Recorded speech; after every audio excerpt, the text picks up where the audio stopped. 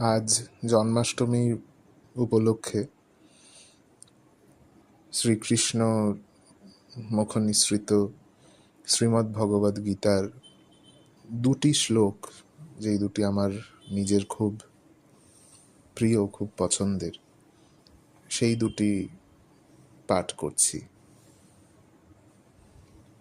প্রথম শ্লোকটি দ্বিতীয় অধ্যায়ের 20 নম্বর শ্লোক।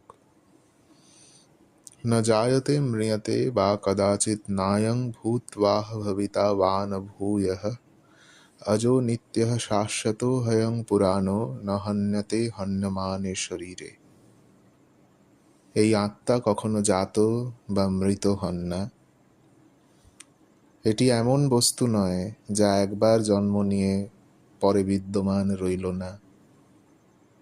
যখন শরীরের বিনাশ হয়, জন্মহীন, সনাতন ও চিরস্থায়ী এই প্রাচীন আত্মাটি বিনষ্ট হন না।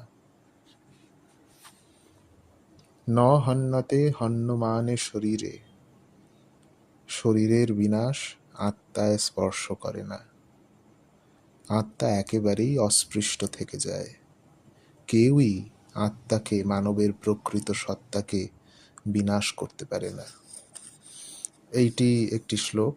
আর এর ঠিক একটি শ্লোক বাদে 22 নম্বর শ্লোক দ্বিতীয় অধ্যায়ের। वासांसि जीर्णानि यथा विहाय नवानि गृह्णाति नरोह पराणि तथा शरीराणि विहाय जीर्णान्यन्यानि संजाति नवानि देहि।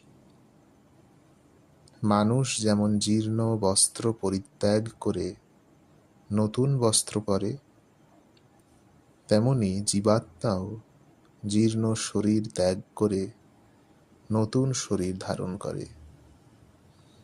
পরিধানের বস্ত্র যখনই পুরানো হয়, লোকে সেই পুরাতন বস্ত্র বিনা বাক্যব্যয়ী ফেলে দেয়, অন্য নতুন বস্ত্র গ্রহণ করে। সাধারণত নিজের পরিধেয় বস্ত্র নিয়ে লোকে এই রকমই করে থাকে। সেই রকম, ঠিক তেমন ভাবেই দেহি অর্থাৎ দেহধারী ব্যক্তি তার শরীর জীর্ণ বা ক্ষয়প্রাপ্ত হলে, জীবনের কাজে অনুপযুক্ত হলে, শরীরটিকে ত্যাগ করে শান্তভাবে ফেলে দিয়ে নতুন দেহ গ্রহণ করে কর্মফল ভোগ করার জন্য।